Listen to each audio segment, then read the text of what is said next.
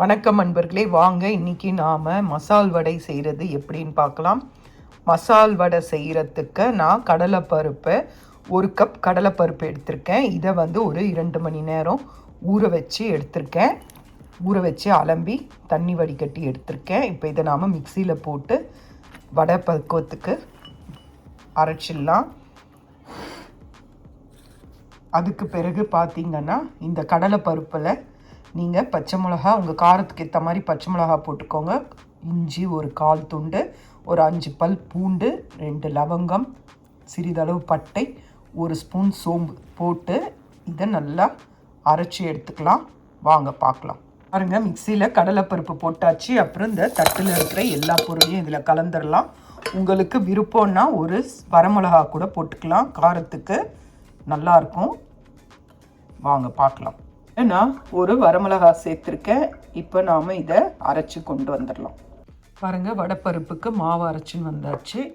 இப்போது அதுக்கு தேவையான வெங்காயத்தை நான் பொடியாக நறுக்கி இதில் போடுறேன். நல்லா கறிவேப்பிலை கொத்தமல்லி எல்லாம் கலந்துக்கோங்க. வாங்க பார்க்கலாம். பாருங்கள், மாவு சேர்த்தாச்சு. இதில் வெங்காயம், கொத்தமல்லி, கறி லீவ்ஸ், ட்ரை கறி லீவ்ஸ் தான் சேர்த்துருக்கேன், எங்கிட்ட தான் இருக்குது. அப்புறம் உப்பு, இது எல்லாத்தையும் சேர்த்துட்டு நல்லா பிசைஞ்சு வச்சுக்கோங்க.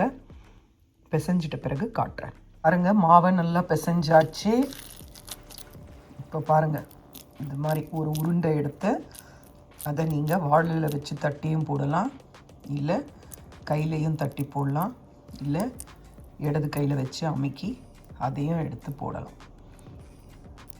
இந்த மாதிரி தட்டி போடணும். எண்ணெய் கிடாயை வச்சு வாங்க போடலாம். பாருங்கள், வடை இந்த மாதிரி தட்டி போட்டாச்சு. இந்த மாதிரி உருண்டையை எடுத்துட்டு இந்த மாதிரி கையாலேயே இதை நல்லா தட்டி ஹோல்ஸ் வேணாலும் ஹோல்ஸ் போடலாம்.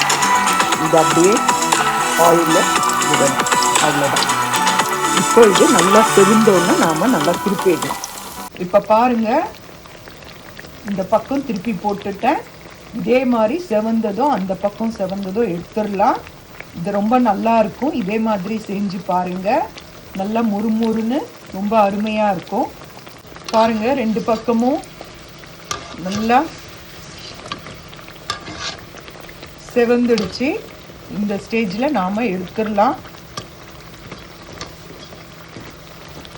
உங்களுக்கு இந்த அளவுக்கு செவக்க வேண்டாம்னா முன்னாடியே எடுத்துருங்க.